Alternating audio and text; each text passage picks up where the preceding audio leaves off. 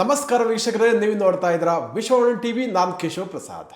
ವೀಕ್ಷಕರೇ, ಬೆಂಗಳೂರಿನಲ್ಲಿ ಫೆಬ್ರವರಿ 26ರಿಂದ 28ರವರೆಗೆ ಕರ್ನಾಟಕ ಇಂಟರ್ನ್ಯಾಷನಲ್ ಟ್ರಾವೆಲ್ ಎಕ್ಸ್ಪೋ ನಡೀತಾ ಇದೆ. ವೀಕ್ಷಕರೇ, ಈ ಎಕ್ಸ್ಪೋದ ಬಗ್ಗೆ ನಮಗೆ ಎಲ್ಲ ವಿವರಗಳನ್ನು ನೀಡಲಿಕ್ಕೆ ನಮ್ಮ ಜೊತೆ ಇವತ್ತು KSTTCಯ ಅಧ್ಯಕ್ಷರಾದ ಎಂ ಶ್ರೀನಿವಾಸ್ ಅವರಿದ್ದಾರೆ.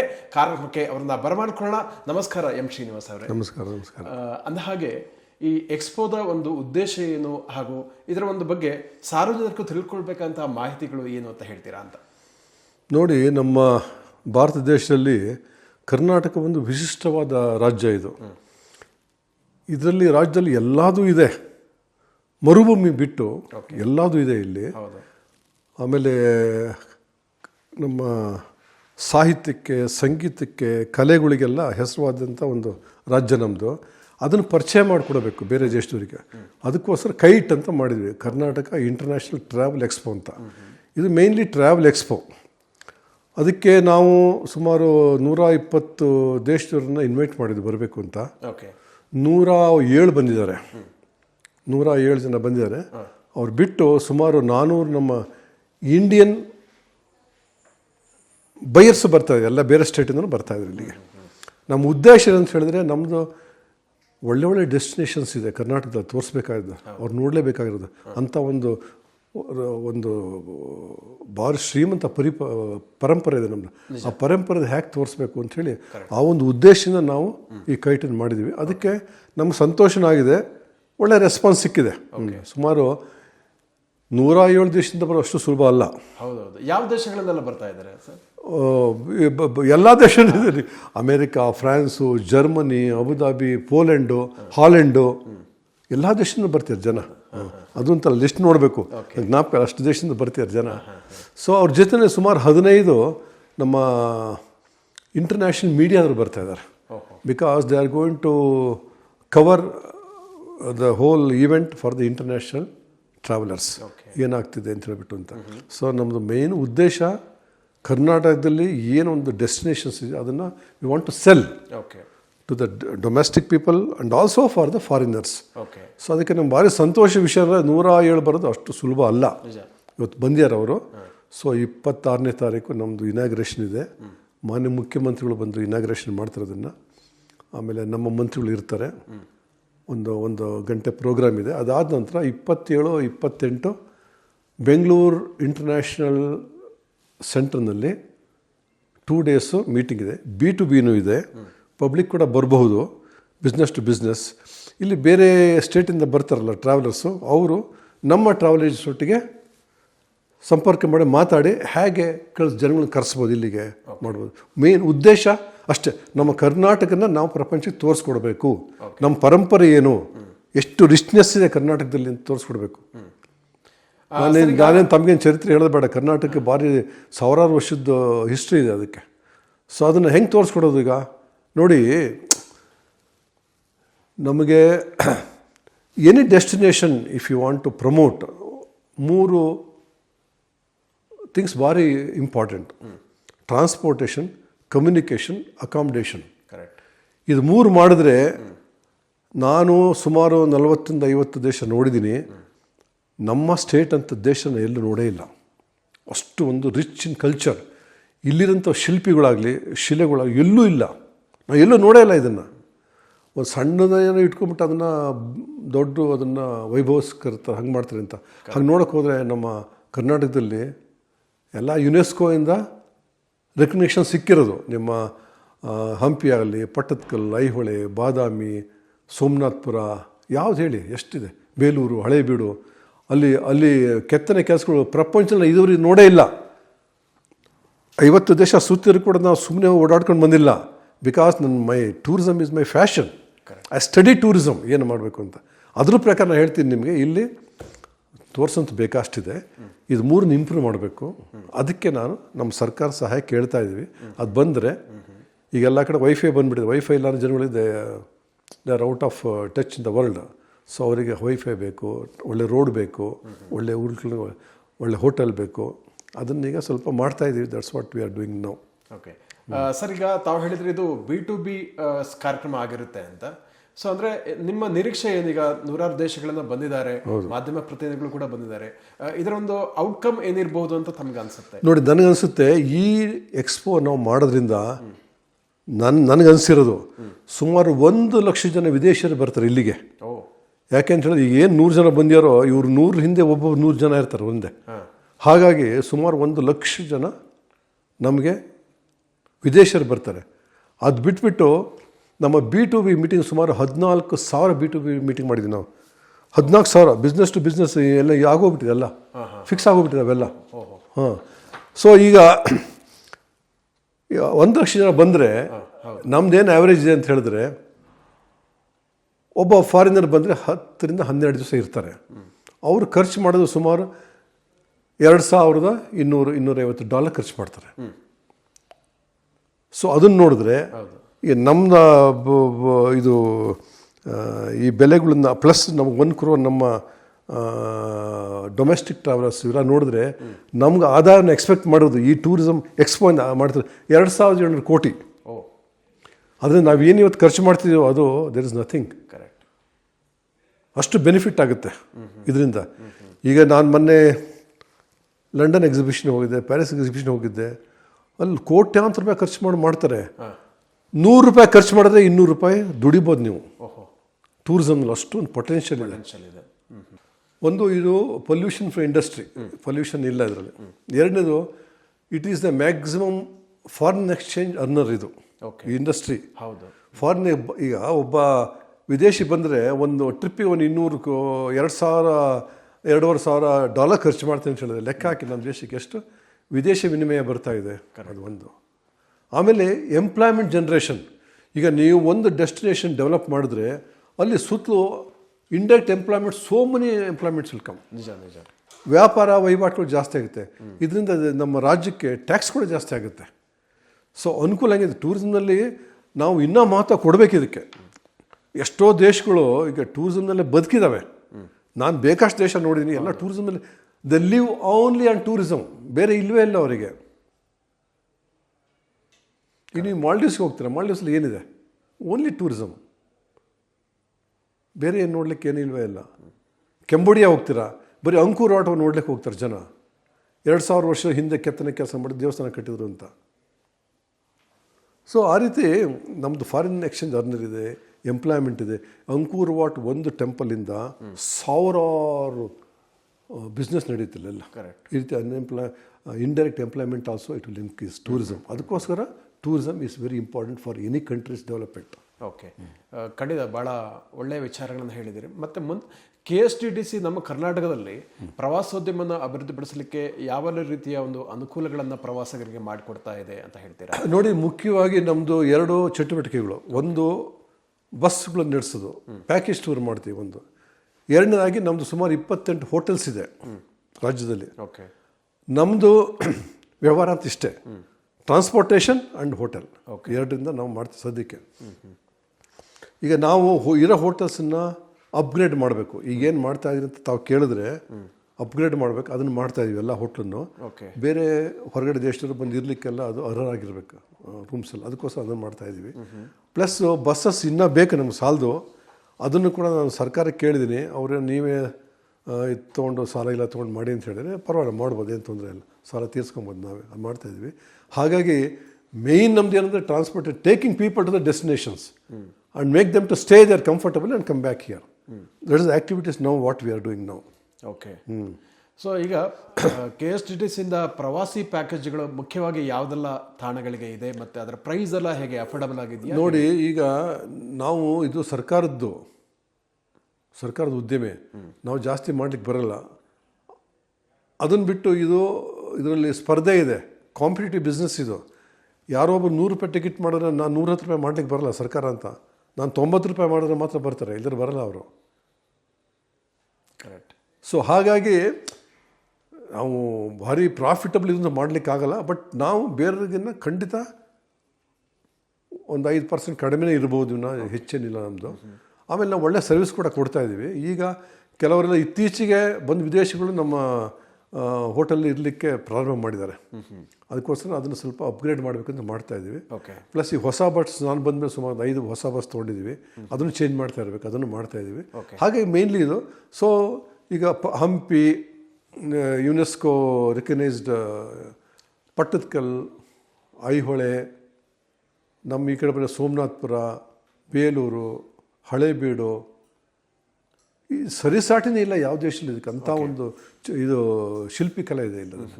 ಸೊ ಅಲ್ಲಿ ಎಲ್ಲ ನಾವು ಮಾಡ್ತೀವಿ. ಆ್ಯಂಡ್ ಔಟ್ ಆಫ್ ಸ್ಟೇಟ್ ಕೂಡ ಹೋಗ್ತೀವಿ. ಕೊಡೈಕೆನಾಲ್ ಹೋಗ್ತೀವಿ, ಊಟಿಗೆ ಹೋಗ್ತೀವಿ, ಹೈದರಾಬಾದ್ ಹೋಗ್ತೀವಿ, ಎಲ್ಲ ಕಡೆ ಹೋಗ್ತಾ ಇದ್ವಿ ನಾವು. ರೆಸ್ಪಾನ್ಸ್ ಕೂಡ ಚೆನ್ನಾಗಿದೆ ನಮಗೆ. Very good. ಕೆಲವು ಮಕ್ಕಳಿಗೆ ಸ್ಕೂಲ್ಗೆ ರಜಾ ಇದ್ದಾಗ ಮಾತ್ರ ನಮ್ಮದು ಡಿಮ್ಯಾಂಡ್ ಸಿಕ್ಕಾಪಟ್ಟೆ ಜಾಸ್ತಿ ಆಗುತ್ತೆ. ಇಲ್ಲದವರೆ ಆ್ಯಾವ್ರೇಜ್ ಹೋಗ್ತಾ ಇರುತ್ತೆ. ಭಾರಿ ನಾವು ದುಡ್ಡು ಮಾಡ್ತೀವಿ ಹೇಳಿಕಾಗಲ್ಲ, ಬಟ್ ಓಕೆ ಮಾಡ್ತಾ ಇದೀವಿ, ಚೆನ್ನಾಗಿ ಮಾಡ್ತಾ ಇದೀವಿ. ಈಗ ನಿಮ್ಮ ಪ್ರಕಾರ ಈ ಪ್ಯಾಕೇಜ್ಗಳು ಎಷ್ಟು ರೂಪಾಯಿಂದ ಶುರು ಆಗುತ್ತೆ ಮತ್ತು ಮ್ಯಾಕ್ಸಿಮಮ್ ಎಷ್ಟು ಪ್ರೈಸ್ ಇರುತ್ತೆ ಅಂತ ಹೇಳ್ಬೋದು? ಅದು ಹೇಳಲಿಕ್ಕಾಗಲ್ಲ. ಈಗ ಒಂದು 2,000 ರೂಪಾಯಿಂದ ಸ್ಟಾರ್ಟ್ ಆಗುತ್ತೆ, 18-20 ಸಾವಿರ ರೂಪಾಯಿ ಹೋಗುತ್ತೆ. ದೂರ ದೂರ ಹೋಗ್ತೀವಿ ನಾವು. ಇನ್ನು ನಾವು ಔಟ್ ಆಫ್ ಸ್ಟೇಟ್ ಕಾಶ್ಮೀರದವರೆಗೆ ಹಾಕಿದ್ದು ಮೊದಲು, ಅಲ್ಲಿವ್ರಿಗೆ ಹೋಗಬೇಕು ಅಂತ, 7 ದಿವಸ ಟ್ರಿಪ್ ಹಾಕಬೇಕು ಅಂತ. ಅದಕ್ಕೆ 30-40 ಸಾವಿರನೂ ಆಗುತ್ತೆ. ಆ ರೀತಿ ಡಿಪೆಂಡ್ಸ್ ಡಿಸ್ಟೆನ್ಸ್. ಇನ್ನು ಮೈಸೂರಿಗೆ ಹೋಗ್ಬೇಕು ಎಷ್ಟಾಗುತ್ತೆ? ಮೈಸೂರಿಗೆ ಹೋಗ್ಬರ್ಲಿಕ್ಕೆ 1,000 ರೂಪಾಯಿ ಆಗ್ಬೋದು, ಅಷ್ಟೊಂದು ಮಾಡ್ತೀವಿ.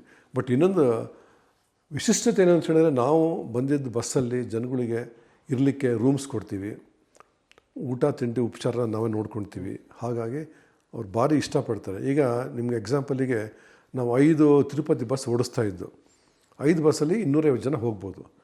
ನಮಗೆ ಪ್ರಯಾರಿಟಿ ದರ್ಶನ ಅಂತ ಹೇಳ್ಬಿಟ್ಟು 250 ಕೊಟ್ಟಿದ್ದರು.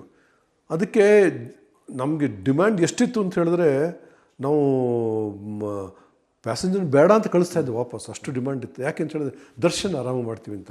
ನಾವು ರಾತ್ರಿ 9 ಗಂಟೆ ಹೊರಡ್ತೀವಿ ಇಲ್ಲಿಗೆ, ಬೆಳಿಗ್ಗೆ 3 ಗಂಟೆಗೆ ತಿರುಪತಿ ಹೋಗ್ತೀವಿ. ಅಲ್ಲಿ ಅವರಿಗೆ ಹೋಟೆಲ್ ರೂಮ್ ಮಾಡಿಕೊಡ್ತೀವಿ, ಹೋಟ್ಲ್ ರೂಮ್ ಇರ್ತಾರೆ. ಬೆಳಿಗ್ಗೆ ಎದ್ದು ಸ್ನಾನ ಸಂಧ್ಯಾ ಮನೆಯೆಲ್ಲ ಆದ ನಂತರ ಅವ್ರಿಗೆ ಒಳ್ಳೆ ಬ್ರೇಕ್ಫಾಸ್ಟ್ ಕೊಡ್ತೀವಿ. ಆಮೇಲೆ ಇದಕ್ಕೆ ಕರ್ಕೊಂಡು ಹೋಗ್ತೀವಿ, ದೇವಸ್ಥಾನಕ್ಕೆ ಕರ್ಕೊಂಡು ಹೋಗ್ತೀವಿ. ದೇವಸ್ಥಾನದಲ್ಲಿ ಒಳ್ಳೆ ದರ್ಶನ ಆಗುತ್ತೆ, ಅವರಿಗೆ ದರ್ಶನ ಆಗುತ್ತೆ. ಅದೆಲ್ಲ ಮಾಡಿಕೊಂಡು ನೆಕ್ಸ್ಟ್ ಡೇ ರಾತ್ರಿ 9 ಗಂಟೆಗೆ ವಾಪಸ್ ಬರ್ತೀವಿ ಇಲ್ಲಿಗೆ. ಇದು ಈ ತಿರುಪತಿ ದರ್ಶನ ಮತ್ತೆ ಶುರು. ಈಗ ಏನಾಗಿದೆ ಅಂದರೆ, ಹೊಸ ಒಂದು ಬೋರ್ಡ್ ಬಂದ ನಂತರ ಅವರ ಚೇರ್ಮನ್ ಡಿಸಿಷನ್ ತೊಗೊಂಡ್ರು ಯಾವ ಸ್ಟೇಟಿಗೆ ಕೊಡಬಾರ್ದು ಅಂತ. ಇದು ಬರೀ ಕರ್ನಾಟಕಕ್ಕೆ ಮಾತ್ರ ಅಲ್ಲ, ಪ್ರಯಾರಿಟಿ ದರ್ಶನ ಎಲ್ಲ ಸ್ಟೇಟಿಗೆ ಕೊಟ್ಟಿದ್ರು. ಎಲ್ಲ ನಮಗಂತೂ ಎಲ್ಲ ಕಡೆ ನಿಲ್ಲಿಸಿದ್ದಾರೆ. ಅದಕ್ಕೆ ನಾನು ನಮ್ಮ ಮುಖ್ಯಮಂತ್ರಿಗಳಿಗೆ ರಿಕ್ವೆಸ್ಟ್ ಮಾಡಿಕೊಂಡೆ, ತಾವೊಂದು ಲೆಟ್ರ್ ಬರೀರಿ ಅಲ್ಲಿ ಮುಖ್ಯಮಂತ್ರಿಗೆ ಅಂತ. 2 ಪತ್ರ ಬರೆದಿದ್ದಾರೆ ಮುಖ್ಯಮಂತ್ರಿಗಳವರಿಗೆ. ಈ ರೀತಿ ನಮಗೆ ಇಲ್ಲಿ ಕರ್ನಾಟಕದ ಡಿವೋಟಿಸ್ ತುಂಬ ಬರ್ತಾ ಇದ್ದಾರೆ, ನಮಗೆ ಆ್ಯಕ್ಚುಲಾಗಿ ಬೇಕಾಗಿರೋದು 1,000 ಪ್ರತಿ ದಿವಸ 1,000 ಜನ ಇದ್ದಾರೆ. ಈಗ ನೀವು ಬರೀ 250 ಕೊಟ್ಟಿದ್ದೀರಾ, ಅದರಿಂದ ಅದನ್ನು ವಾಪಸ್ಸು ರೀಇನ್ಸ್ಟೇಟ್ ಮಾಡಿ ಪ್ಲಸ್ ನನಗೆ 500 ಕೊಡಿ, ಪರ್ಮಿಷನ್ ಕೊಡಿ ಅಂತ ಲೆಟ್ರ್ ಬರೆದಿದ್ದಾರೆ.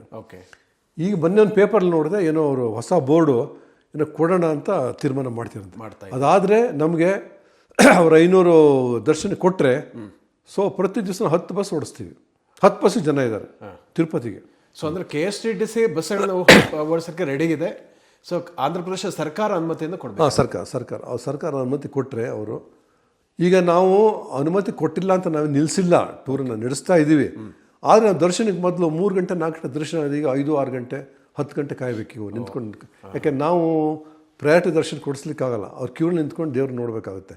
ಹಾಗಾಗಿ ಬರೀ 3 ಗಂಟೆಲಿ ಆಗ್ತಾ ಇದ್ದು, ಈಗ 10 ಗಂಟೆ ಅನ್ನೋದು 30 ಗಂಟೆನೂ ಆಗ್ಬೋದು, ಹೇಳಲಿಕ್ಕಾಗಲ್ಲ. ಆದರೂ ಜನ ಬರ್ತಾರೆ, ಅದು ಪರವಾಗಿಲ್ಲ, ನಾವು ದರ್ಶನ ಮಾಡ್ಕೊಂಬರ್ತೀವಿ, ನಮಗೆ ಹೋಟ್ಲು ಇಂಪಾರ್ಟೆಂಟ್, ಇಲ್ಲಿಗೆ ಜಾಗ ಕೊಡ್ತೀರಾ, ಒಳ್ಳೆ ಊಟ ಎಲ್ಲ ಕೊಡ್ತೀರಲ್ಲ, ನಾವು ಬರ್ತೀವಿ ಅಂತ. ಈಗ ನಮ್ಗೆ ಫುಲ್ ಹೋಗ್ತಾ ಇದೆ. ಸ್ವಲ್ಪ ಕಡಿಮೆ ಆಗಿದೆ, ಆದರೂ ಹೋಗ್ತಾ ಇದೆ, ಏನು ತೊಂದರೆ ಇಲ್ಲ. ಅದೇನಾದ್ರು ನಮ್ಮ ಆಂಧ್ರ ಸರ್ಕಾರದವರು 500ಕ್ಕೆ ಪರ್ಮಿಷನ್ ಕೊಟ್ಟರೆ ಪ್ರತಿ ದಿವಸ 10 ಬಸ್ಸನ್ನು ಓಡಿಸ್ತೀವಿ. 10 ಬಸ್ಸಿಗೆ ಕೂಡ ಡಿಮ್ಯಾಂಡ್ ಇದೆ. ಈಗ ನಾವು ಮಂತ್ರಾಲಯಕ್ಕೆ ಓಡಿಸ್ತೀವಿ, ಮಂತ್ರಾಲಯಕ್ಕೆ ಡಿಮ್ಯಾಂಡ್ ಇದೆ. ಸರ್, ಈಗ ಅದೇ ಮಂತ್ರಾಲಯ ಅಂತ ತಾವು ಹೇಳಿದ್ರಿ, ನಮ್ಮ ಕರ್ನಾಟಕದಲ್ಲಿ ಬಹಳಷ್ಟು ದೊಡ್ಡ ಸಂಖ್ಯೆಯಲ್ಲಿ ಭಕ್ತರು ಮಂತ್ರಾಲಯಕ್ಕೆ ಹೋಗ್ತಾರೆ. ಮಂತ್ರಾಲಯಕ್ಕೆ ಹೋಗೋರಿಗೆ KSTTCಯಿಂದ ಯಾವ ರೀತಿಯ ಒಂದು ವ್ಯವಸ್ಥೆಯನ್ನು ಕಲ್ಪಿಸಿದ್ದೀರಿ ಅಂತ ಹೇಳ್ತೀರಾ? ಸ್ವಲ್ಪ ವಿವರ ಹೇಳಿ. ಅಲ್ಲ, ವಿವರವಾಗಿ ಅಂತ ಹೇಳಿದ್ರೆ, ಈಗ ನಾವು ಅಲ್ಲಿ ಇದೇ ನಾವು ಕರ್ಕೊಂಡು ಹೋದರೆ ಅವ್ರಿಗೆ ರೂಮ್ ಮಾಡಿಕೊಡ್ತೀವಿ. ರೂಮ್ ಮಾಡ್ತೀವಿ ಮೇಡಮ್, ನಮ್ಮದೆಲ್ಲ ಇದೆ. ಉದಾಹರಣೆ, ನಾನೊಬ್ಬ ಡೋನರ್ ಅಲ್ಲಿ ಮಂತ್ರಾಲಯಕ್ಕೆ, ಅಲ್ಲೆಲ್ಲ ರೂಮ್ಸ್ ಕೊಡ್ತಾರೆ, ರೂಮ್ಸ್ ಕೊಡ್ತಾರೆ ಅಲ್ಲಿ. ಅಲ್ಲೇನು ದರ್ಶನ ತಿರುಪತಿ ಅಷ್ಟು ಕಷ್ಟ ಇಲ್ಲ. ಆಮೇಲೆ ನಾವು ಸ್ಪೆಷಲ್ ಆಗಿ ಸ್ವಾಮೀಜಿ ಹತ್ರ ಒಂದು ನಿಕಟ ಸಂಬಂಧ ಇರೋದ್ರಿಂದ ಹೇಳಿದ್ರೆ ತಕ್ಷಣ ಮಾಡಿಸ್ಕೊಡ್ತಾರೆ, ಏನು ತೊಂದರೆ ಇಲ್ಲ. ಹಾಗಾಗಿ 1 ದಿವಸ ಸಾಕು. ಓನ್ಲಿ ಥಿಂಗ್ ಇಸ್ ಡಿಸ್ಟೆನ್ಸ್, ಅಲ್ಲಿ ಹೋಗಿ ಬರೋದೇ ಒಂದು ಡಿಸ್ಟೆನ್ಸ್ ದೂರ ಅಂತ. ಅದರ್ವೈಸ್ ನಮ್ಗೇನು ತೊಂದರೆ ಇಲ್ಲ ಅಲ್ಲಿ. ಊಟ ತಿಂಡಿ ಇರಲಿಕ್ಕೆ ದರ್ಶನಕ್ಕೆ ಯಾವುದಕ್ಕೂ ತೊಂದರೆನೇ ಇಲ್ಲ ಅಲ್ಲಿ. Okay. ಹಾಗಾಗಿ ನಮ್ಮ ಸ್ವಾಮೀಜಿಗಳು ತುಂಬ ಕೋಆಪರೇಟಿವ್ ನಮ್ಮ ಜೊತೆ. ಹೇಳಿದ ತಕ್ಷಣ ಮಾಡಿಸ್ಕೊಡ್ತಾರೆ ಎಲ್ಲದನ್ನು. ಊಟ ತಿಂಡಿ ಎಲ್ಲದೂ ಅವರೇ ಮಠದಲ್ಲೇ ಮಾಡಿ ಅಂತ ಹೇಳ್ತಾರೆ, ಮಠದಲ್ಲೇ ಮಾಡ್ತಾರೆ, ಒಳ್ಳೆ ಊಟ ಕೊಡ್ತಾರೆ. ಸೊ ಪ್ರಸಾದ ಅಂತೆಲ್ಲ ಊಟ ಮಾಡ್ಕೊಂಡು ಬರ್ತಾರೆ. ಅದು ಬಿಟ್ಟು ನಾವು ಮಾಡ್ಕೊಡ್ತೀವಿ, ಅವ್ರು ಯಾವ ಬೇಕು ಮಾಡ್ಕೊಡ್ತೀವಿ. ಸೊ ಎಷ್ಟು ಒಂದು ಶುಲ್ಕ ಆಗುತ್ತೆ ಒಂದು ಅಂತ ಹೇಳ್ಬೋದಾ? ನನಗೆ ಸರಿಯಾಗಿ ಗೊತ್ತಿಲ್ಲ ಅದು ಎಷ್ಟು ಕರೆಕ್ಟ್ ನಿಖರವಾಗಿ ಹೇಳಲಿಕ್ಕೆ ಬರಲ್ಲ. But anyway affordable price. Okay. ಇದು ನಮ್ಮ ಉದ್ದೇಶನೇ ಅದು ಕಾರ್ಪೊರೇಷನ್ದು ಬಡವರಿಗೆ ಮಧ್ಯಮದವರಿಗೆ ಎಟಕಬೇಕು ಎಲ್ಲರೂ. ಆ ಒಂದು ಇದ್ರಲ್ಲಿ ನೋಡ್ಕೊಂಡು ಮಾಡ್ತೀವಿನ ಸುಮ್ಮನೆ ನಾವು ನಿಮಗೆಲ್ಲ ಕೊಡ್ತೀವಿ ಎಲ್ಲ ಮಾಡಿಸ್ತೀವಿ ಅಂತ ಹೇಳ್ಬಿಟ್ಟು ನಾವು ಜಾಸ್ತಿ ಚಾರ್ಜ್ ಮಾಡ್ಲಿಕ್ಕೆ ಬರಲ್ಲ. ಸೊ ಜನಸಾಮಾನ್ಯರಿಗೆ ಒಂದು ಕೈಗೆಟುಕುವ ದರದಲ್ಲಿ ಮಂತ್ರಾಲಯದ ದರ್ಶನ ವ್ಯವಸ್ಥೆಯನ್ನು ಕೂಡ KSTTC ಕಲ್ಪಿಸಿದೆ. ಎಲ್ಲ ಮಾಡ್ತೀವಿ. ಸರ್, ಈಗ ನಮ್ಮ ಕರ್ನಾಟಕದ ಒಂದು ಪ್ರವಾಸೋದ್ಯಮ ಬಗ್ಗೆ ಹೇಳಿದ್ರೆ ನಮ್ಮಲ್ಲಿ ದೇಶೀಯ ಪ್ರವಾಸಿಗರು ಡೊಮೆಸ್ಟಿಕ್ ಟ್ರಾವೆಲ್ ತುಂಬ ಜನ ಬರ್ತಾರೆ. ಬಟ್ ಅಂತಾರಾಷ್ಟ್ರೀಯ ಪ್ರವಾಸಿಗರ ಸಂಖ್ಯೆ ಒಂದು ಲಿಸ್ಟ್ ನೋಡುವಾಗ ಸ್ವಲ್ಪ ಹಿಂದೆ ಉಳಿದಿದೆ. ಈಗ ಅದಕ್ಕೆ ಏನೆಲ್ಲ ಏನಾಗಿದೆ ಅಂದರೆ, ಈ ಕೋವಿಡ್ ಆದ ನಂತರ ನಮ್ಗೆ 60 ಲಕ್ಷ ಬರ್ತಾ ಇದ್ರು ಫಾರಿನರ್ಸು. ಅದು 30 ಲಕ್ಷಕ್ಕೆ ಬಂತು. ಅದು 30 ಲಕ್ಷ ಬಂತು. ಕೋವಿಡ್ ಟೈಮ್ನಲ್ಲಿ ಏನು ನಮ್ಗೆ ಹೊಡೆತ ಬಿತ್ತು, ಅದು ಇನ್ನೂ ನಾವು ರಿಕವರಿ ಆಗಿಲ್ಲ ಅದು. ಆಮೇಲೆ ಇನ್ನೊಂದು, ನಾವೇನು ಹೋಟ್ಲ್ ಮೇಲೆ ಕಂಪ್ಲೇಂಟ್ ಮಾಡ್ತಾ ಇಲ್ಲ, ಯಾಕಂದ್ರೆ ನಾವು ಹೋಟೆಲ್ಸು ಟೂರಿಸ್ಟ್ ಆಪ್ರೇಟರ್ಸ್ ಎಲ್ಲ ಹ್ಯಾಂಡ್ ಇನ್ ಗ್ಲೋ ನಾವೆಲ್ಲ ಹೊಂದ್ಕೊಂಡು ಹೋಗಬೇಕು. ಇಲ್ಲಿ ಸ್ವಲ್ಪ ಈ ಹೋಟೆಲ್ದು ಬೆಲೆಗಳನ್ನ ತುಂಬ ಜಾಸ್ತಿ ಮಾಡಿದ್ದಾರೆ. ಈಗ ನಾನು ತುಂಬ ಇಂಟರ್ನ್ಯಾಷನಲ್ ಪ್ರವಾಸ ಮಾಡ್ತೀನಿ, ಕಾರ್ಪೊರೇಷನ್ದಲ್ಲ, ನಾನು ಸ್ವಂತದಿಂದ ಮಾಡ್ತೀನಿ. ನಾನು ಅಲ್ಲಿ ನೋಡಿದ್ರೆ ನಂಗೆ ಇಲ್ಲಿಗಿನ ಚೀಪಾಗಿ ಸಿಗುತ್ತೆ ಫಾರಿನ್ ದೇಶದಲ್ಲಿ. ಇಲ್ಲಿಗಿನ ಇಂಡಿಯಾಗಿನ ಚೀಪಾಗಿ ಸಿಗುತ್ತೆ, 5 ಸ್ಟಾರ್ ಹೋಟ್ಲ್ ಸಿಗುತ್ತೆ. ಇಲ್ಲಿ ಕಾಸ್ಟ್ಲಿ ಇದೆ ಬೆಂಗಳೂರು, ಅಲ್ಲಿಗಿನ ಕಾಸ್ಟ್ಲಿ ಇದೆ ಇಲ್ಲಿ. ಹಾಗಾಗಿ ಫಾರಿನರ್ಸ್ ಯಾಕೆ ಅಷ್ಟು ದುಡ್ಡು ಕೊಡ್ಬೇಕು ನಾವು ಅಲ್ಲಿ? ನಾವು ಬ್ಯಾಂಕಾಕ್ ಹೋಗ್ತೀವಿ, ಮರಿಷಸ್ಸಿಗೆ ಹೋಗ್ತೀವಿ, ಅಲ್ಲಿ ಹೋಗ್ತೀವಿ, ಇಲ್ಲಿ ಹೋಗ್ತೀವಿ ಅಂತ ಹೇಳ್ತಾರೆ ಅವರು. ನಮ್ಗೆ ಅಲ್ಲಿ ಚೀಪ್ ಆಗುತ್ತೆ, ಹೋಗ್ತೀವಿ. ಕರೆಕ್ಟ್. ಅಂಡಮಾನ್ ನಿಕೋಬಾರಿಗೆ ಹೋಗಿ ಎಲ್ಲಿಂಗೆ ಹೋಗ್ತೀವಿ ಅಂತ ಹೇಳ್ತಾರೆ, ಇಲ್ಲಿ ಯಾಕೆ ಬರ್ಬೇಕು ನಾವು ಅಂತ ಹೇಳ್ತಾರೆ. ಹಾಗಾಗಿ ಸ್ವಲ್ಪ ನಾವು ಹೋಟ್ಲಿಯರ್ಸ್ ಎಲ್ಲ ಇವರು ಮಾಡಿ. ಆಮೇಲೆ ನಮ್ದು international travel is very good. ಇನ್ನೊಂದು ಏರ್ಪೋರ್ಟ್ ಬರ್ತಾ ಇದೆ ಇಲ್ಲಿ, ಅವೆಲ್ಲ ಒಂದು ಇಂಪ್ರೂವ್ ಆಗುತ್ತೆ. ಈ ನಾವು ಕೈಟ್ ಮಾಡ್ತಿರೋ ಒಂದು ಉದ್ದೇಶ ಅಂದರೆ ಅಟ್ಲೀಸ್ಟ್ 1 ಲಕ್ಷ ಫಾರಿನ್ ಟೂರಿಸ್ಟನ್ನು ಮಾಡಬೇಕು, ಜಾಸ್ತಿ ಮಾಡಬೇಕು. ಕರೆಕ್ಟ್. ಅಟ್ಲೀಸ್ಟ್ ಇನ್ನೂ ಒಂದು ಕೋಟಿ ನಮ್ಮದು ಡೊಮೆಸ್ಟಿಕ್ ಜಾಸ್ತಿ ಮಾಡಬೇಕು. ಬಟ್ ಡೊಮೆಸ್ಟಿಕ್ ಟೂರಿಸಮ್ ನಮಗೇನು ಎಫೆಕ್ಟ್ ಆಗೇ ಇಲ್ಲ, ಚೆನ್ನಾಗಿ ನಡೀತೆ. ನೋಡಿ, ಈಗ ನಾವು ಈ ಫಾರಿನರ್ಸ್ ಎಲ್ಲ ಬರ್ತಲ್ಲ, ಅವರಿಗೆ ಫೆಮಿಲಿಯಾರಿಟಿ ಟೂರ್ ಅಂತ ಮಾಡ್ತೀವಿ, ಫ್ಯಾಮ್ ಟೂರ್ ಅಂತ ಒಂದು ಮಾಡ್ತೀವಿ. ಅದು ಎಲ್ಲ ಕಡೆ ಕಳಿಸಿದ್ವಿ. ಈಗ ಫಾರಿನರ್ಸ್ ಬಂದಿರಲ್ಲ ಹೋಗಿದೆ ನೋಡಿ, ಒಂದು best of Karnataka, coastal Karnataka ಕಳಿಸಿದ್ವಿ ಒಂದು ಏನು. ಸೊ ಎರಡನೇದು ಇದು ಹೆರಿಟೇಜ್ ಡಿಸ್ಕವರಿ ಅಂತ ಹೇಳ್ಬಿಟ್ಟು ಅಲ್ಲಿ ಕಳಿಸಿದ್ವಿ ಎಲ್ಲ. ಇನ್ನೊಂದು ಬಸ್ ಹೋಗಿದೆ, ಬೆಸ್ಟ್ ಆಫ್ ಕರ್ನಾಟಕ ಅಂಥೇಳಿ. ಈ ಬಯರ್ಸಿಗೆ ಮೀಡಿಯಾದವರಿಗೆಲ್ಲ ಒಂದು ಮಾಡಿ ಬಯರ್ಸಿಗೆ ಮೀಡಿಯಾದವ್ರಿಗೆ ಒಂದು ಬಸ್ ಮಾಡಿ ಕಳಿಸ್ಕೊಟ್ಟಿದ್ವಿ. ಅದೇ ರೀತಿ ರಾಯಲ್ ಮೈಸೂರು ಹೆರಿಟೇಜ್ ಅಂತ ಒಂದು ಮಾಡಿದ್ವಿ. ಹಂಪಿ, ಪಟ್ಟದಕಲ್ಲು, ಐಹೊಳೆ ಅಲ್ಲಿಗೆಲ್ಲ ಒಂದು ಬಸ್ ಕಳಿಸಿದ್ವಿ. ಅವ್ರೀಗ ಬಂದು 3 ದಿವಸ ಆಯಿತು, ಎಲ್ಲ ಹೋಗ್ತಾರೆ, ಟೂರ ಹೋಗ್ತಾರೆ ಅವರೆಲ್ಲ. ಅವ್ರು ಹೋಗಿ ನಮ್ಮ ಎಕ್ಸ್ಪೋ ಬರೋಷ್ಟರಲ್ಲಿ ಅವರಿಗೆ ಒಂದು ಚಿತ್ರ ಸಿಕ್ಕಿರ್ಬೇಕು ನಮ್ಮ ರಾಜ್ಯದ್ದು. ಕರ್ನಾಟಕದಲ್ಲಿ ನೋಡ್ಲಿಕ್ಕೆ ಏನಿದೆ, ನಾವೇನು ಟೂರಿಸ್ಟಿಗೆ ನಮ್ಮ ದೇಶದಿಂದ ಏನು ಹೇಳಬೇಕು ಅವರಿಗೆ, ಅದನ್ನು ಸೀಯಿಂಗ್ ಇಸ್ ಬಿಲೀವಿಂಗ್ ಅಂತ ಅವ್ರು ನೋಡಿದ್ರೆ ಮಾತ್ರ ಅರ್ಥ ಆಗುತ್ತೆ ಅವ್ರಿಗೆ. ಹಾಗಾಗಿ ನಾವು ಫ್ಯಾಮ್ ಟೂರ್ ಅಂತ ಮಾಡಿ ಎಲ್ಲ ಕಡೆ ಕಳಿಸ್ಕೊಟ್ಟಿದ್ವಿ. ಈಗ ಎಲ್ಲ ಹೋಗಿದೆ. ಇವತ್ತು ಒಂದು ಬ್ಯಾಚ್ ಲೇಟಾಗಿ ಬಂದರು, ವೀಸಾ ಸಿಗಲಿಲ್ಲ ಅಂತ. ಅವ್ರು ಇವತ್ತು ಬೆಳಿಗ್ಗೆ ಹೋದರು, 7 ಗಂಟೆಗೆ ಹೋದರು. ಸೊ ಇವರೆಲ್ಲ ಹೋಗಿ 26 ಮಧ್ಯಾಹ್ನ ಬೆಂಗಳೂರು ಬಂದು ತಲುಪ್ತಾರೆ, ಸಂಜೆ ಬಂದು ತಲುಪ್ತಾರೆ. ಸೊ ಸಂಜೆ ನಮಗೆ 6 ಗಂಟೆಗೆ ಇದು inauguration programme in hotel West End. So ಅಲ್ಲಾಗುತ್ತೆ. ಹಾಗೆ ಫೆಮಿಲಿಯಾರಿಟಿ ಟೂರ್ ಮಾಡ್ತಾ ಇದೆ ಎಲ್ಲ. ಈಗ they're all going through everything.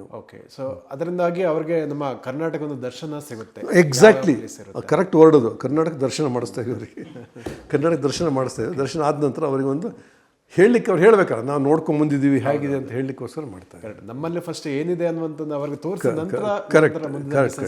ಅದಕ್ಕೋಸ್ಕರ ಸಾಮಾನ್ಯ ನೋಡಿ, ಇದು ನಮ್ದು ಇದು ಕರ್ನಾಟಕದಲ್ಲಿ ಮಾಡ್ತಿರೋದು 2ನೇದು ಕೈಟು. ನಾವಿನ್ನೂ ತುಂಬ ಇದರಲ್ಲಿ ಬಾರಿನ ಚಿಕ್ಕವರು. ಕೇರಳದಲ್ಲಿ 12 ಮಾಡಿದ್ದಾರೆ ಅವರು. ಆಮೇಲೆ ಅವರಿಗೆ ಒಳ್ಳೆ ಸಪೋರ್ಟ್ ಇದೆ ಎಲ್ಲ ಹೋಟೆಲ್ಸ್.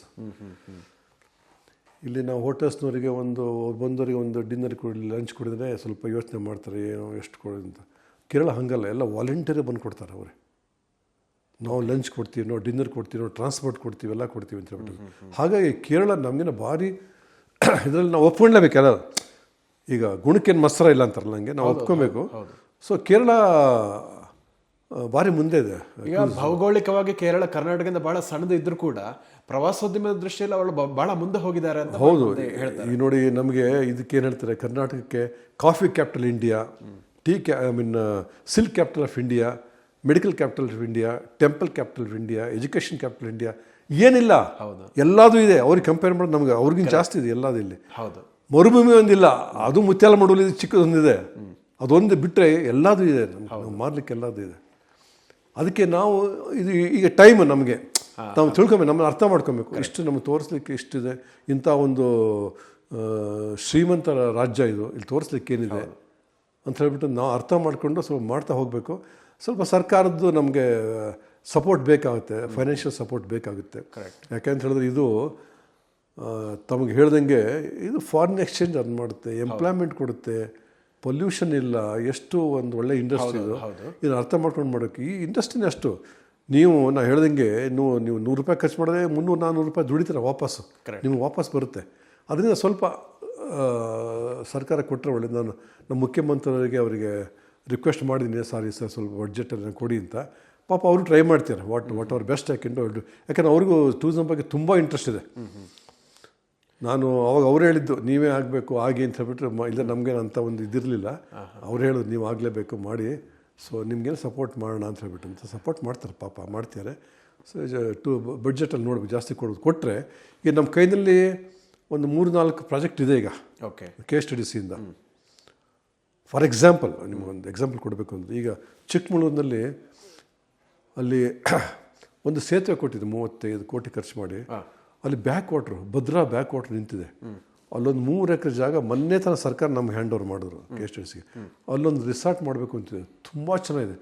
ಅದು ನಾವು ಯೋಚನೆ ಮಾಡಿದ ನಂತರ ಫಾರೆಸ್ಟ್ ಡಿಪಾರ್ಟ್ಮೆಂಟ್ ಹೋಗ್ಬಿಟ್ಟು ಅಲ್ಲಿ ನೇಚರ್ ಕ್ಯಾಂಪ್ ಮಾಡಬೇಕು ಅಂತಾರೆ. ಅಲ್ಲಿ ಇಷ್ಟು ಚೆನ್ನಾಗಿದೆ ಪ್ರಸಾದ್ ಅವರಿಗೆ. ಮಸ್ಟ್ ಸಿ ದ್ಯಾಟ್ ಕಂಪ್ಲೀಟು ಇದು ನಮ್ಮ ಗುಡ್ಡ ಬೆಟ್ಟಗಳು, ಇದು ಹಸಿರು ಗುಡ್ಡ ಬೆಟ್ಟಗಳು, ಕಳೆದ ಒಂದೇ ಒಂದು ಮಧ್ಯೆ ಅಡ್ಡ ಇಲ್ಲ, ಅಷ್ಟು ಚೆನ್ನಾಗಿ ನಿಸರ್ಗ ಅಂದರೆ ಅದು ನಿಸರ್ಗ.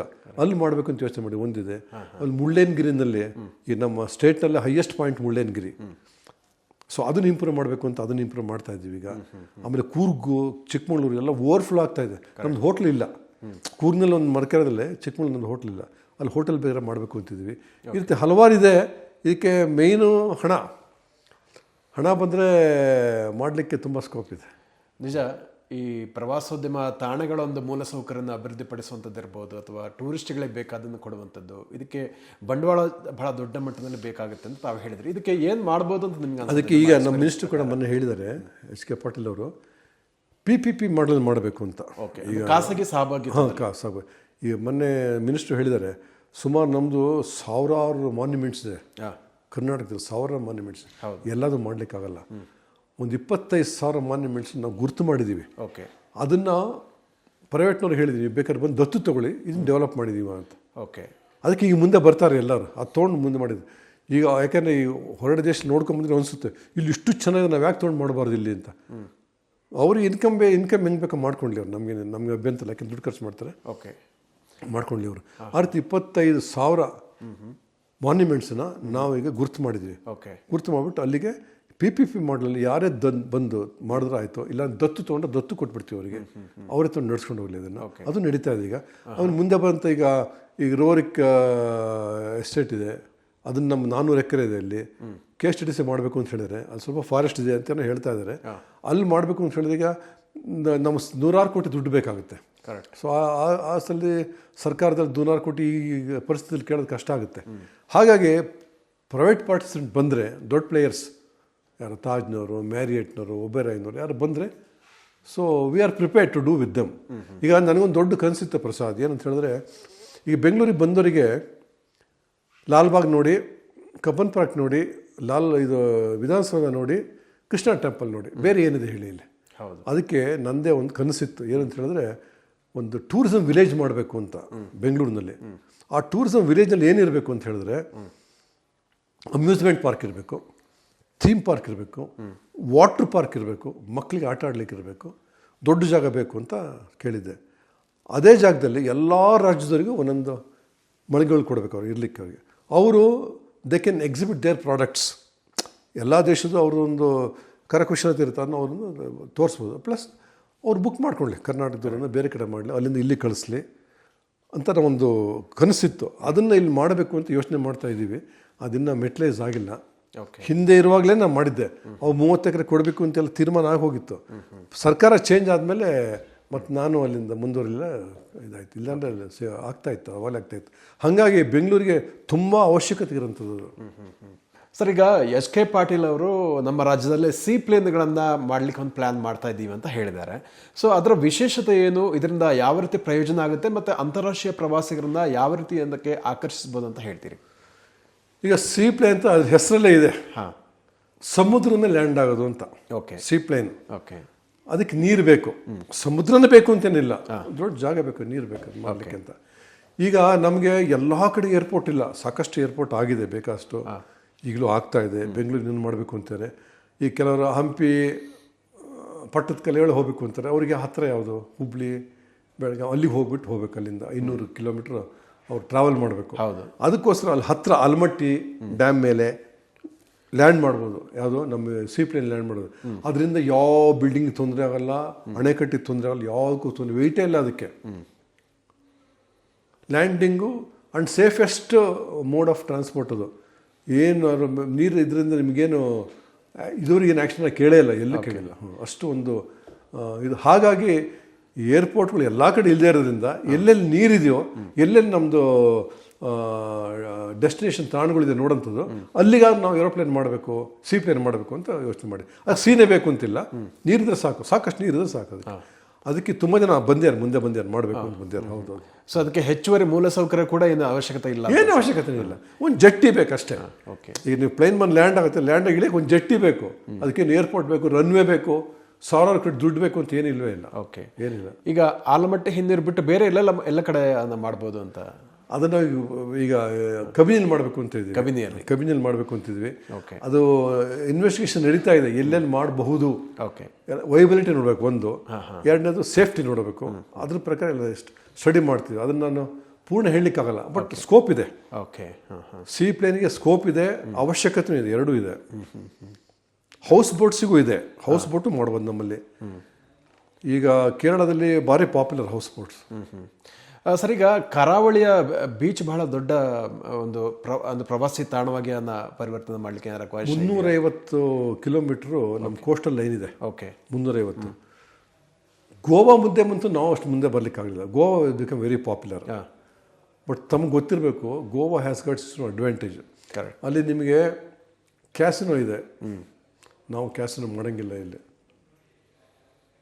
ಆಮೇಲೆ ಈಗ ಹೊಸ ರೂಲ್, ಹಳೆ ರೂಲ್ ಇದ್ದು 500 ಕಿಲೋಮೀಟ್ರ್ ಹೈಟೆಡಿಂದ 500 ಕಿಲೋಮೀಟ್ರ್ ಏನು ಕಟ್ಟಂಗಿಲ್ಲ ಅಂತ. ಆಮೇಲೆ ಆಗಿನ ಕಾಲದಲ್ಲಿ ದೇವೇಗೌಡರು ಪ್ರೈಮ್ ಮಿನಿಸ್ಟರ್ ನಾನು ಹೋಗಿ ಅವ್ರ ಹತ್ರ ಹೇಳಿಸ್ಬಿಟ್ಟು ಅದನ್ನು ಸ್ವಲ್ಪ ಕಡಿಮೆ ಮಾಡಿಸಿ 200 ಮೀಟ್ರ್ ಬಂದು, ಹೈಟೆಡಿಂದ 200 ಮೀಟ್ರ್. ನಿಮ್ಮ ಸಮುದ್ರ ಕಾಣೋದೇ ಇಲ್ಲ. ಇನ್ನು ಬೇರೆ ದೇಶದಲ್ಲಿ ಸಮುದ್ರ ನೀರು ಬಂದು ಹೋಟ್ಲಿಗೆ ಹೊಡಿತಾ ಇರುತ್ತೆ, ಏನಾಗಿಲ್ಲ. ಬಟ್ ನಮ್ಮದು ಹಾಗಿದೆ 500 ಕಿಲೋಮೀಟ್ರ್ ಅಂತ. ಅಲ್ಲೇನಾಗಿದೆ, ಹಿಂದೆ ಎಲ್ಲ ಕಟ್ಟಿಬಿಟ್ಟಿದಾರಲ್ಲ, ಸಮುದ್ರ ಪಕ್ಕ ಹತ್ತಿರನೇ ಕಟ್ಟಿಬಿಟ್ಟಿದ್ದಾರೆ. ಹಾಗಾಗಿ ಅಲ್ಲಿ ಹತ್ತಿರ ಹೋಗ್ತಾರೆ. ಇದು ನಮ್ಮದು ಡೆವಲಪ್ ಆಗಿಲ್ಲ. ಡೆವಲಪ್ ಮಾಡಬೇಕು ಅಂದರೆ ನಾವು ಗೌರ್ಮೆಂಟ್ ರೂಲ್ಸನ್ನು ಫಾಲೋ ಮಾಡಬೇಕು. ದೂರ ಕಟ್ಟಬೇಕು ಸಮುದ್ರದಿಂದ. ಅವಾಗ ಅವರು ಅಷ್ಟೊಂದು ಎಂಜಾಯ್ ಮಾಡಲ್ಲ, ಸಮುದ್ರದ ಭಾರಿ ದೂರ ಎಂಜಾಯ್ ಮಾಡಲ್ಲ ಒಂದು. ಆಮೇಲೆ ಇದು ಏನು, ಅಲ್ಲಿ ಎಲ್ಲ ಥರ ಸೌಲಭ್ಯ ಇದೆ ಅವರಿಗೆ. ಲಿಕ್ಕರ್ಸು ಬೇಕಾದ್ರೆ ಸಿಗುತ್ತೆ, ಏನು ಬೇಕಾದ್ರೆ ಕುಡಿಬೋದು. ರೆಸ್ಟೋರೆಂಟ್ಸ್ಗಳು, ಶಾಕಲ್ಸ್ ಎಲ್ಲ ಬೇಕಾಷ್ಟಿದೆ ಅಲ್ಲಿ. ಹಂಗೆ ಅಲ್ಲಿ ಹೋಗ್ತಾರೆ. ಆದರೆ ಕರ್ನಾಟಕದಲ್ಲಿ ಈಗ ನಾವು ಮೊನ್ನೆ ನಮ್ಮ ಮಿನಿಸ್ಟ್ರು ಇದು ಮಾಡಿದ್ರು, ಒಂದು ಮೀಟಿಂಗ್ ಎಲ್ಲ ಮಾಡಿದ್ರು, ಕೋಸ್ಟಲ್ ಟೂರಿಸಮ್ ಹೇಗೆ ಇಂಪ್ರೂವ್ ಮಾಡಬೇಕು ಅಂತ ಹೇಳ್ಬಿಟ್ಟು. ಇಲ್ಲಿ ಹೊಸಬರು ಬರ್ತಿದ್ದಾರೆ. ಕೆಲವು ರೂಲ್ಸ್ ನಮ್ದಿದೆ, ಆ ರೂಲ್ಸ್ನ ಸ್ವಲ್ಪ ಅಮೆಂಡ್ ಮಾಡಿದ್ರೆ ಬರ್ತಾರೆ ಅವರು. ಅದು ಮಾಡ್ತಾ ಇದೀವಿ ಈಗ. ಏನು ಅಂತ ಈಗ ಬೇಡ, ಅದು ಮಾಡ್ತಾ ಇದೀವಿ, ಅದು ಮಾಡಬೇಕು ಅಂತ. ಸರ್, ಕೊನೆಯದಾಗಿ ನಮ್ಮ ರಾಜ್ಯದಲ್ಲಿ ಈಗ ಖಾಸಗಿ ವಲಯದ ಉದ್ಯಮಿಗಳು ಕೂಡ ನಿಧಾನವಾಗಿ ಪ್ರವಾಸೋದ್ಯಮಕ್ಕೆ ಬರ್ತಾ ಇದ್ದಾರೆ. ಅನೇಕ ಮಂದಿ ಹೋಮ್ ಸ್ಟೇಗಳನ್ನು ಮಾಡಿ ಪ್ರವಾಸಿಗರನ್ನು ಆಕರ್ಷಿಸಲಿಕ್ಕೆ ಪ್ರಯತ್ನ ಮಾಡ್ತಾ ಇದ್ದಾರೆ. ಸೊ ಈ ರೀತಿಯ ಒಂದು ಬೆಳವಣಿಗೆ ನಡೀತಾ ಇರುವಂಥ ಸಂದರ್ಭದಲ್ಲಿ ನಿಮ್ಮ ಒಂದು ಸಜೆಷನ್ ಏನು ಅಂತ? ಈಗ ಹೊಸದಾಗಿ ಈಗ ಇದರಲ್ಲೊಂದು ಸ್ಟಾರ್ಟಪ್ ಮಾಡುವಂಥದ್ದು ಇರ್ಬೋದು, ಅಥವಾ ಸಣ್ಣ ಬಿಸ್ನೆಸ್ ಮಾಡಬೇಕು ಟೂರಿಸಮಲ್ಲಿ ಅಂತ ಅಂದ್ಕೊಂಡಿರುವವರು, ಅವರಿಗೆ ನಿಮ್ಮ ಒಂದು ಸಜೆಷನ್ ಏನು ಅಂತ? ಈ ನೋಡಿ, ಈಗ ಫಾರ್ ಎಕ್ಸಾಂಪಲ್ ನೀವು ಊಟಿ ಇದು ತೊಗೊಳ್ಳಿ, ಕೂರ್ಗ್ನಲ್ಲಿ ನಮ್ದು ಇರೋದೇ ಎರಡೇ ಹೋಟ್ಲು. ಎರಡೇ ಹೋಟ್ಲ್ ಇರೋದು. ಒಂದು ಮರ್ಕರ್ ಇದೆ, ಇನ್ನೊಂದು ಬೇರೆ ಎಲ್ಲ ಒಂದು 2 ಹೋಟ್ಲಿದೆ. ಅಲ್ಲಿ ಹೋಗಿ ಟೂರಿಸ್ಟ್ ಎಷ್ಟು ನಿಮಗೆ, ನೀವು ಶನಿವಾರ ಭಾನುವಾರ ಹೋದರೆ ಮರ್ಕರ್ಗೆ ನಿಡಿಲಿಕ್ಕೆ ಜಾಗ ಇಲ್ಲ, ರೋಡ್. ಕರೆಕ್ಟ್. ಅದಕ್ಕೆ ನಮ್ಮ ಕೈಲಿ ಕೊಡ್ಲಿಕ್ಕೆ ಆಗ್ತಿಲ್ಲ. ಬಟ್ ಏನು ಮಾಡಬೇಕು, ಅದಕ್ಕೋಸ್ಕರ ಹೋಮ್ ಸ್ಟೇ ಅವಶ್ಯಕತೆ ಇದೆ. ಆದರೆ ಏನಾಗ್ತದೆ ಅಂದರೆ ಹೋಮ್ ಸ್ಟೇ ಅನ್ನೋರೆಲ್ಲ ನಮ್ಮಿಂದ ಲೈಸೆನ್ಸ್ ತೊಗೋಬೇಕು. ಲೈಸೆನ್ಸ್ ತೊಗೊಂಡು ನಡೆಸ್ತಾರೆ, ಅದು ಭಾರಿ ನಡೀತಾ ಇದೆ. ಓಕೆ, ಅದನ್ನು ನಿಲ್ಲಿಸ್ಬೇಕು ನಾವು. ಈ ಲೈಸೆನ್ಸ್ ಸ್ವಲ್ಪ ಕಂಟ್ರೋಲ್ ಇರುತ್ತೆ ಸರ್ಕಾರದ, ಲೈಸೆನ್ಸೇ ಇಲ್ಲ ಅವ್ರಿಗೆ, ಹಂಗೆ ಮಾಡ್ತಾರೆ. ಅದರಿಂದ ಹೋಮ್ ಸ್ಟೇ ಅವಶ್ಯಕತೆ ಅಲ್ಲೂ ಇದೆ, ಚಿಕ್ಕಮಗಳೂರಲ್ಲೂ ಇದೆ. ನಾವು ಅವರಿಗೂ ಇದು ಮಾಡ್ತೀವಿ, ಏನೋ ಎನ್ಕರೇಜ್ ಮಾಡ್ತೀವಿ. ಬಟ್ ಏನಾದ್ರು ಅವ್ರು ರಿಜಿಸ್ಟರ್ ಮಾಡಬೇಕು ನಮ್ಮಲ್ಲಿ. ಓಕೆ, ರಿಜಿಸ್ಟರ್ ಮಾಡ್ಕೊಂಡು ಮಾಡಿದ್ರೆ ವಾಟ್ ಅವರು ಸರ್ಕಾರದಿಂದ ಏನು ಸವಲತ್ತು ಕೊಡಬೇಕು ಅವ್ರು ಖಂಡಿತ ಕೊಡ್ತೀವಿ ಅವರಿಗೆ. ಬಟ್ ಅವ್ರ ಮನಸ್ಸಿಗೆ ಬಂದಂಗೆ ಮಾಡ್ಕೊಳಕ್ಕೆ ಹೋಗಬಾರ್ದು ಅಂತ ಅಷ್ಟೇ. ತುಂಬ ನಡೀತಾ ಇದೆ, ವಿತೌಟ್ ಪರ್ಮಿಷನ್ ಅವರೇ ಮಾಡ್ಕೊಳ್ತೀರಲ್ಲ. ಸೊ KSTDCಯಿಂದ ಪರವಾನಗಿಯನ್ನು ತೆಗೆದುಕೊಂಡು ಯಾರು ಬೇಕಿದ್ರೂ ಹೋಮ್ ಸ್ಟೇನ ಖಂಡಿತ ಮಾಡ್ಬೋದು. Why not? ನಾವು ಪರವಾನಗಿ ಕೊಡಬೇಕಾದ್ರೆ ಸಾಕಷ್ಟು ನೋಡ್ತೀವಿ ಎಲ್ಲದನ್ನು. ಇಲ್ಲಿ ಅವಶ್ಯಕತೆ ಇದೆಯಾ, ಓಕೆ, ಕೊಡಬೇಕಾ, ಏನು ತೊಂದರೆ ಅಲ್ಲಿ ನೋಡಿ ನಾವು ಅದಕ್ಕೋಸ್ಕರ ನಮ್ಮಿಂದ ಪರ್ಮಿಷನ್ ತೊಗೊಳ್ಳಿ ಅಂತ ಹೇಳೋದು. ಮೊನ್ನೆ ನಾನು ಚಿಕ್ಕಮಗಳೂರಿಗೆ ಹೋದಾಗ ಹೋಮ್ ಸ್ಟೇ ನನಗೆಲ್ಲ ಕರೆದೆಲ್ಲ ಮೀಟಿಂಗ್ ಮಾಡಿದೆ. ಪ್ರೆಸಿಡೆಂಟೇ ಬಂದಿದ್ರು. ನಾನು ಹೇಳಿದೆ, ನೀವು ಮಾಡಿ, ಸರ್ಕಾರ ಎನ್ಕರೇಜ್ ಮಾಡುತ್ತೆ, ಬಟ್ ನೀವು ನಮಗೆ ಹೇಳಿದ್ರೆ ಲೈಸೆನ್ಸ್ ತೊಗೊಂಡ್ರೆ ಮಾಡಬೇಡಿ, ಅದು ನಾವು ಡೋಂಟ್ ಟಾಲರೇಟ್. ಇತ್ತೀಚೆಗೆ ಕೇಂದ್ರ ಸರ್ಕಾರ ಕೂಡ ಬಜೆಟ್ನಲ್ಲಿ ಈ ಹೋಮ್ ಸ್ಟೇ ಮಾಡುವವರಿಗೆ ಒಂದು ಫೈನಾನ್ಸ್ ನೆರವನ್ನು ಕೊಡಲಿಕ್ಕೆ ಕೂಡ ಒಂದು ಅನೌನ್ಸ್ ಮಾಡಿದ್ದಾರೆ. ಸೊ ಹಾಗಾಗಿ ಆ ಹೋಮ್ ಸ್ಟೇ ಮಾಡಲಿಕ್ಕೆ ಬರುವಂಥ ಸಣ್ಣ ಪುಟ್ಟ ಉದ್ಯಮಿಗಳ ಸಂಖ್ಯೆ ಮುಂಬರುವ ದಿವಸಗಳಲ್ಲಿ ಏರಿಕೆ ಆಗ್ಬೋದಾ, ಏನಂತ ಹೇಳ್ತೀರಿ ಅಂತ ತಮ್ಮ ಒಂದು ಅಭಿಪ್ರಾಯ? ಅಲ್ಲ, ಖಂಡಿತ ಎನ್ಕರೇಜ್ ಮಾಡ್ತೀವಿ. ಬಟ್ ಅವ್ರಿಗೆ ಸ್ಟಾರ್ಟಪ್ಗೆ ಹಣ ಕೊಡಲಿಕ್ಕೆ ಸ್ವಲ್ಪ ತೊಂದರೆ ಇದೆ, ಈಗ ಸದ್ಯಕ್ಕೆ ತೊಂದರೆ ಇದೆ. ಸೊ ಮುಂದೆ ನೋಡ್ಬೋದು. ಯಾಕೆಂತ ಹೇಳಿದ್ರೆ ಈಗ ನಾವು ಮಾಡ್ಲಿಕ್ಕೆ ಆಗದೆ ಅವ್ರಾರು ಮಾಡಬೇಕಲ್ಲ. ಟೂರಿಸ್ಟ್ಗಳು ಹೋಗ್ತಾರೆ. ಈಗ ಯಾವುದದು ಒಂದು ಫಾಲ್ ಇದೆ ಚಿಕ್ಕಮಗಳೂರಲ್ಲಿ, ತುಂಬ ಚೆನ್ನಾಗಿದೆ.